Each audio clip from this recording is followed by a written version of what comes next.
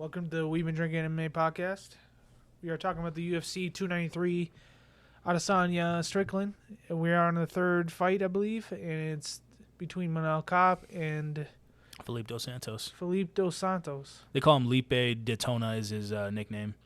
But Felipe Dos Santos, he's undefeated 7-0. But this is flyweight. 22 years old. 22 years old. We got the highlights going with him. He's a decent fighter. I just think that his defense is pretty good. Everything is pretty good. I think he's getting better from fight to fight. Hands are up. He keeps moving forward. Yeah, I think he's not fast enough for Manel Kape. I think he loads up a little bit on his punches. He's not bad. He's not bad.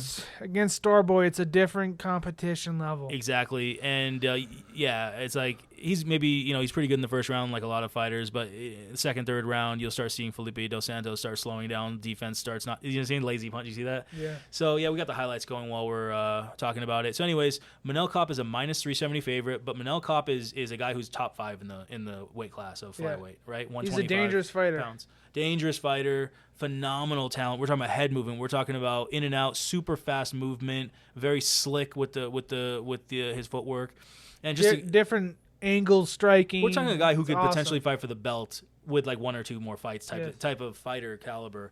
And Felipe Dos Santos, no disrespect, but he's 7-0, he's undefeated, but this is his first fight in the UFC. Yeah. And when a guy who's relatively good but not really looking that great comes into the UFC, like we saw last week with Guskov and Ozdemir, they look good against like guys who aren't great fighters in other organizations, but when they come to the UFC and fight a top 10 guy, a guy who's a perennial 10 top days 5, notice. top 10, it's not good. They're gonna get beaten pretty easily. I think this is the same way going to be. So that's why, for me, it's Manel Kape is the pick, and I want to put him on the parlay. He's minus 370, $370 to make 100. And then also, if I can get Manel Kape by KO, just a small bet on that separate, because I just feel like it's tiers levels. On this card, it's probably going to be a lot of KOs, which is awesome. It's going to be fun to watch a lot of these fights. So, go ahead. No. So, So, I mean, I just feel like it's levels, right? That's the thing. Manel Kape was supposed to fight Cara France, which is like top tier. 2 top 5 fighters. Yeah. Yeah. And then he's fighting a guy who hasn't fought in the UFC yet. It's just different. Don't you think Manel Kape should maybe be minus 800 in this fight? I don't know what the odds makers are seeing. Maybe Manel Kape is hurt. I don't know. Okay. Yeah. But like as how I see it, Manel Kape's gonna like dismantle this guy.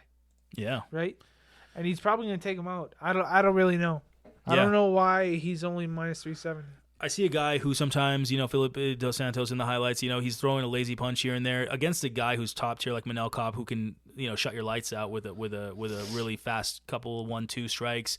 Again, we got the highlights going. You can just literally see Manel Kape looks like a otherworldly talent, and you look at Felipe Dos Santos and you go, okay, a guy who maybe should get maybe a shot in the UFC against a guy, who's like not really, experienced in the UFC, or somebody who's not a big puncher, and just see what Dos Santos, I don't even know if Dos Santos, his record is 7-0, but it's hard to say does he look UFC caliber? I would say I'm not sure.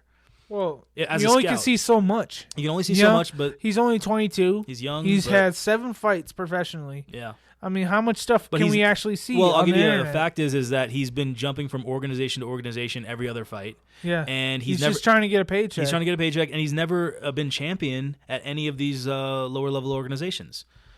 Right? Because he doesn't stay there long enough. And why? Because people probably just think, well, he's okay, but we have to pay him because he's undefeated, and it's, He gets a call from another organization. Yeah. He's like, fine, I'll fight. I'll fight. I don't care. Let's go. Which is fine. I'm not saying anything bad about that, but I'm just saying if you haven't been... It's your way of thinking. It's not like he's like a fighter who's been champion at Cage Warriors, like Conor McGregor was, or people like that who, Michael Bisping, they were champions in bigger... organizations outside the UFC, and they became champion there, and then they came over, and that's why they had a pedigree. This guy looks like he's got to work on his fundamentals as far as not throwing these lazy punches, getting the defense better, looking for better opportunities to strike, not just throwing spinning elbows and just being creative in there and being a little bit more technical. Because against like Kape, you try and do some creative stuff, and he can get out of the way with his head and then just come back with a 1-2 and knock you out. So I think this is going to be an easy win. This is my lock of the night, is Manel Kape to win against Felipe Dos Santos. So that's my pick, Manel Kape. Manel Kape for the win.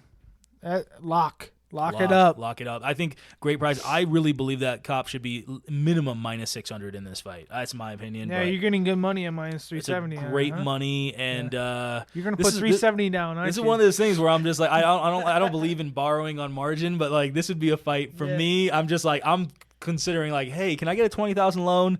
They're like, what are you trying to start a business? I'm like, I'm trying to bet on Manel Kopp to destroy Felipe Dos Santos. Boy. They're like, what the hell are you talking about? By the way, yes. I'm excited to see. Honestly, this is the one time I'm really more excited to just see the prediction come true and Kopp just wipe the floor with this kid. Yeah. But no disrespect, I just That's think what's Kopp. fun about having this. Like, these are our bets. You can actually see them in the future. To be fair, like Lousy said, like Dos Santos is filling in on short notice, and because of that, maybe that's why the odds makers are thinking, oh, Kopp fresh legs. Yeah, Kopp goes like, well, Kopp hasn't been training. Kopp's been training for Kai Kara France, who's a completely different fighter. Wrestler. Yeah, he's like a great right hand punch with Kai Kara France, a guy who is experienced, has the good footwork.